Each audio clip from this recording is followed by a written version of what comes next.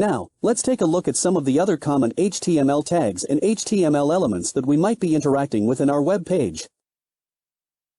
And we'll start by thinking about HTML headings, so big banners at the top of the page, for example, some headline that describes what a page is about. So I'll go ahead into my text editor and create a new file that I'll call headings.html.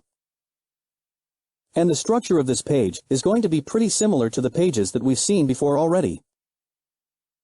So I'm going to start by just using the hello.html text and paste it in here. I'll change the title of the page. Instead of hello, we'll go ahead and call it headings. But inside the body of this page now, I want something a little bit different.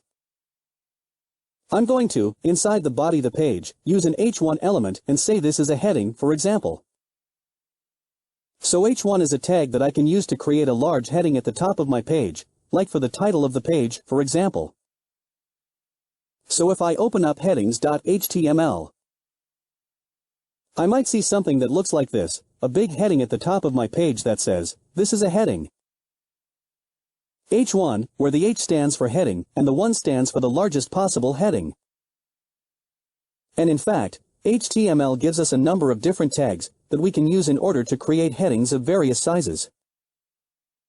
So, for example, I could also say H2 inside of which I say, this is a smaller heading. If H1 is the largest heading, H2 is the second largest heading. So if I load this page, for example, I now see the H1 at the very top. This is the big heading. And then beneath that, I see this is a smaller heading, the H2.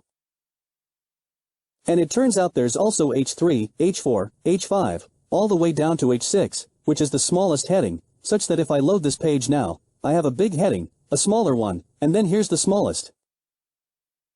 So we can often use these H1, H2, H3 tags just for visually organizing text inside of a page. If I want the title of the page, but also I want titles for each of the various different sections and subsections that might be contained within that page as well. So those are headings. So in the next video we will take a look at some other elements that we might want to add to our web page. Thank you.